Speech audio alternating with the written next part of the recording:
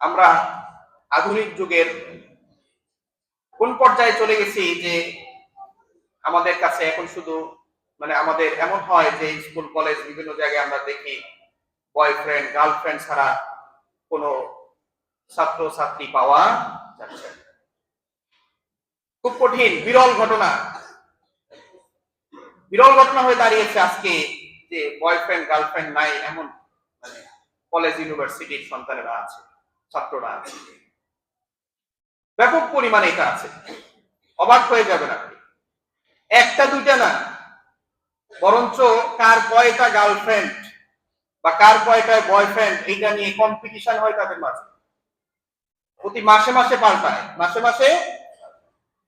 ভয়ঙ্কর নিউজ আপনাদের কাছে হয়তো আছে কিনা জানি না, আমরা শিক্ষা নিয়ে কাজ করি, টুকটাক আমাদের কাছে এই সংবাদগুলো আসে। এগুলো কোনো অবাস্তব ঘটনা বলছি না, এটা সহজ হয়ে গিয়েছে আমাদের সমাজে, সহজ করে ফেলা হয়েছে। কারণ আমাদের সন্তানেরা, আমাদের যুবকেরা যে নাটক সিনেমাগুলোর প্রতি আসক্ত, তারা দেখছে, তাদের প্রতিনিয়ত ট্রেনিং দেওয়া হচ্ছে কিভাবে অন্যের এরকম বেগানা নারীদের সাথে কি করা যায়, সম্পর্ক করা যায়, কিভাবে ভালোবাসা যায়, কিভাবে ফাঁকিঝুঁকি করা যায়, কিভাবে লুকায় টুকায় তাদের সাথে দেখা করা যায়, কিভাবে নিজের ভালোবাসার অবৈধ ভালোবাসার প্রমাণ দেওয়া যায়, এরকম নানা রকম কলা কৌশল তাদেরকে কি করা হচ্ছে আমাদের মিডিয়া সংস্কৃতির মাধ্যমে শেখানো হচ্ছে। তো এত আয়োজন থাকার পরেও কিভাবে আমাদের এই যুবকদেরকে আমরা এই সমস্ত অন্যায় কাজ থেকে দূরে রাখতে পারি? এটার জন্য সাংস্কৃতিক বিপ্লবের প্রয়োজন আছে। এই সমাজের সংস্কৃতিকে চেঞ্জ করে দিতে হবে। এই সমাজের সংস্কৃতি চেঞ্জ করে দেওয়ার জন্য একজন বীর জীবন দিয়েছেন, তার নাম হচ্ছে ওসমান হাদি রাহিমাহুল্লাহ। আল্লাহ তাআলা তাকে শাহাদাতের মর্যাদা দান করুন। সেও সাংস্কৃতিক বিপ্লব করার জন্য কি করেছে, কাজ করেছে, চেষ্টা করেছে। সে একটা সাংস্কৃতিক বিপ্লব নিয়ে আসবে, একটা চেঞ্জ নিয়ে আসবে।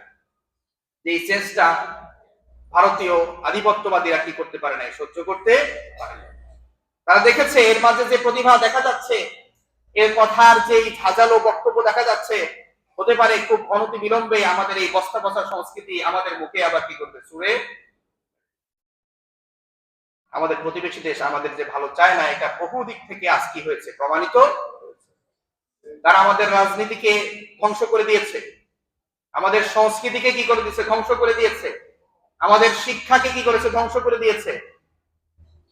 আমাদের মুসলমান সন্তান কিন্তু তারা আজকে ইসলামী শিক্ষা থেকে বঞ্চিত। ইসলাম শেখানো হচ্ছে না তাদের, তারা আজকে ইসলাম শিখছে না। তারা কিভাবে ইউসুফ আলাইহিস সালামের মতো আদর্শ চরিত্রবান হতে পারবে যদি তার ঘটনাই তাদেরকে না শেখানো হয়? তাদেরকে কিভাবে রাসূলুল্লাহ সাল্লাল্লাহু আলাইহি ওয়াসাল্লামের মতো আদর্শবান চরিত্রবান